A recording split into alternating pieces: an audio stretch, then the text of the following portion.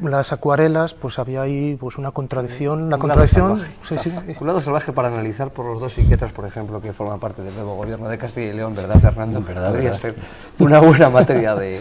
Lo comentábamos antes, sí. Además, Becker tenía yo creo que tenía una personalidad de la que un psiquiatra hubiera sacado un partido fantástico. Seguro que Vicente lo conoce muy bien y lo comparte. Bueno, lo primero quiero felicitarte por traerlo, porque aparte de que nos conocemos hace mucho tiempo, pero yo recuerdo unas declaraciones que hizo en el periódico de La Razón, que no sé si lo conocéis, ¿no?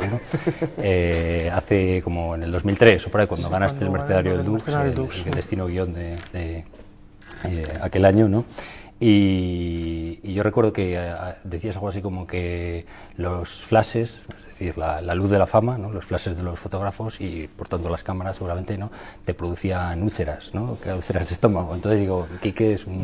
Lo siento, siento por lo que me toca. Pero bueno, veo que o tienes el estómago como un quesito gruyère o ya te has inmunizado contra eso, ¿no? Porque, vamos, veo que... Soy un buen actor. Estoy disimulando. Muy buen actor, ¿no? Como muchas el cine, que es una parte vital en tus novelas, en todas, bueno, quitando en aquellas que son las dos más históricas, ¿no?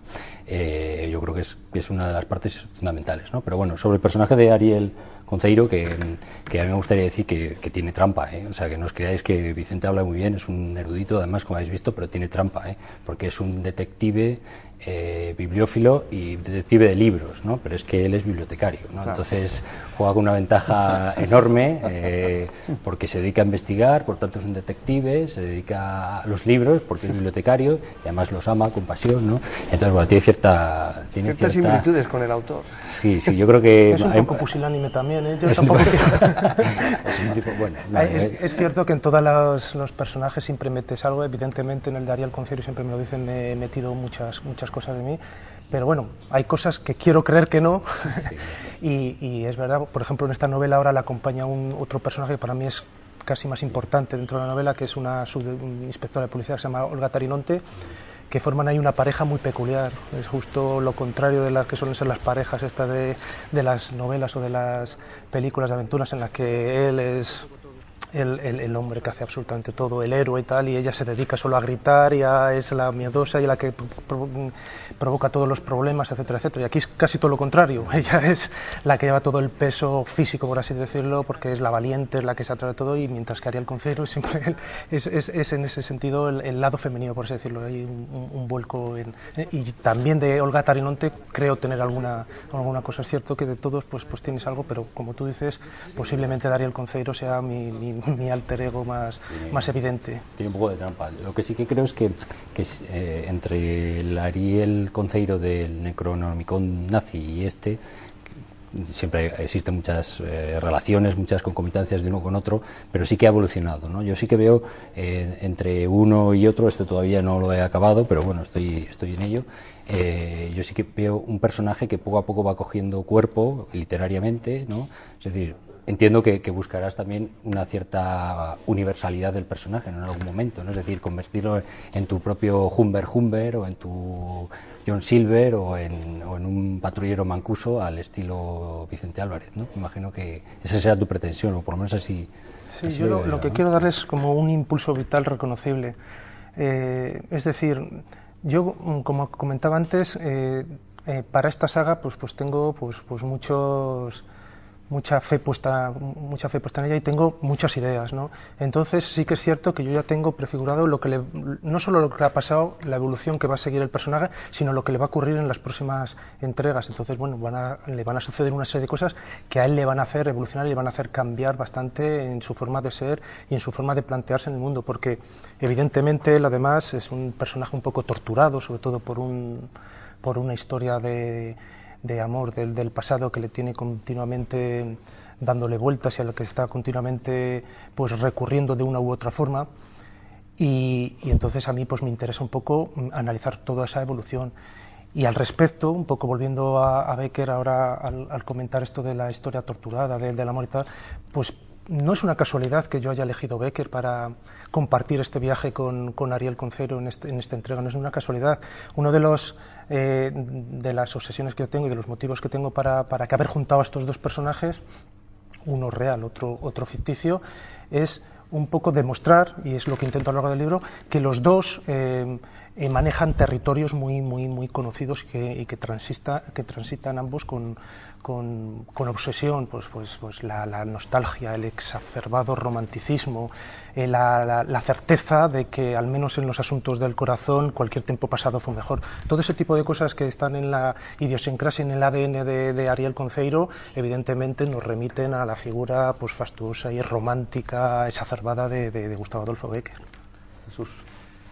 Decías antes, Vicente, que tus personajes tenían mucho de ti, que el autor siempre deja. Y fíjate que yo discrepo un poco de eso. Yo creo que los personajes tienen vida propia y una vez que se les crea y se ponen a andar, nunca se sabe dónde pueden llegar y que van cambiando y le van diciendo al propio escritor, allí en los adentros, le van diciendo cómo son, cuál es su vida, y el escritor cuando se pone a escribir una novela no sabe dónde va a acabar aquello. ¿Te sucede a ti eso? Hombre, claro, esa es la rebelión de los personajes, que muchas veces sucede, pero yo no comparto mucho esa opinión porque, claro, eso pasa un poco, hablas con muchos autores y hay los que piensan eso a rajatabla, es decir, que empiezan una novela y que no saben por dónde les van a llevar los tiros, por dónde le va a conducir la acción, por dónde va a salir el tal o cual personaje, y hay otros autores que te llaman mucho la atención, que ellos reconocen que tienen la novela medida desde el primer párrafo de la novela hasta el último y que saben absolutamente lo que va a suceder, tanto en la acción como en la consecución y la forma de presentarse los personajes. Yo al principio, un poco llevado cuando yo empezaba, me llama mucho la atención que la mayoría de los autores opinan de la forma en la que te has expresado, de que la novela te lleva hacia donde ni siquiera el autor puede controlarlo y los personajes te llevan hacia una parte en la que no. Y a mí me llama la atención porque yo soy precisamente de los contrarios, de lo que lo intento tener todo muy cuadriculado y muy pensado, y me llama la atención, digo, a ver si me estoy confundiendo, yo no lo estoy planteando bien esto. Y me acuerdo yo que leí una entrevista que a mí de un autor que a mí me fascina, que es Roberto Bolaño, y Roberto Bolaño precisamente era de los que controlaba desde el primer punto hasta el último punto y sabía completamente hacia dónde tenía que ir la narración. Él se revelaba mucho cuando decían esto de que si el personaje iba por su lado, no, el personaje es mío y yo le controlo completamente. Yo creo que, como en casi todas las cosas, hay un poco de todo, es decir, en mi caso yo por lo menos intento controlar bastante la narración, intento controlar el personaje, intento saber hacia dónde me va a llevar, pero es cierto que en algunos momentos hay cosas que hasta tú cuando estás escribiendo te sorprendes porque no pensabas darle ese giro que en un momento dado, sin saber cómo, has dado tanto al personaje como a la acción. Estamos a minuto y medio del final, por eso pido una pregunta de Fernando rápida y una respuesta veloz. Bueno, pues te hago una pregunta muy rápida, ¿no? Esta es tu novela número 9, tu novena novela, y sí que todo este mundo de la literatura tan prolijo que vemos hoy en día, ¿no? Tú que eres un gran aficionado al turismo, y está el Tour de Francia, ¿no? Y las Magnolias del Dr. Jekyll, por ejemplo, y el ciclismo, salvo en las novelas históricas, está casi en todas tus novelas, ¿no? ¿Tú no crees que habría que hacer un control antidoping también para la literatura? A ver qué lo pasa. Sí, pues, vaya pregunta, para minuto que le queda a Vicente Álvarez. Pues a lo mejor habría que hacerlo, no te digo ni que no ni que sí. Lo que me gustaría es que hubiese justicia a la hora de hacer ese control antidoping y que fuese para todos igual y que todos entraran con las mismas armas tanto para un lado como para el otro, y a esto me refiero un poco al ciclismo. Yo soy un enamorado del ciclismo y como creo que se están cometiendo muchísimas injusticias alrededor del ciclismo, pues si se hace un control antidoping, que se lo hagan a todos. ¿En la literatura se podría hacer ese paralelismo?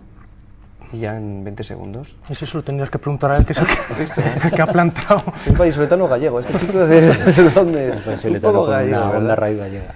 Bueno, tenemos que marchar ya porque el tiempo apremia la televisión, y yo le doy muchas las gracias a Vicente Álvarez, autor de la versión de Bécquer, el haber estado con nosotros, aunque estos ambientes le generan un poco de dulce. Gracias a vosotros. Muchas gracias con el libro, ¿eh?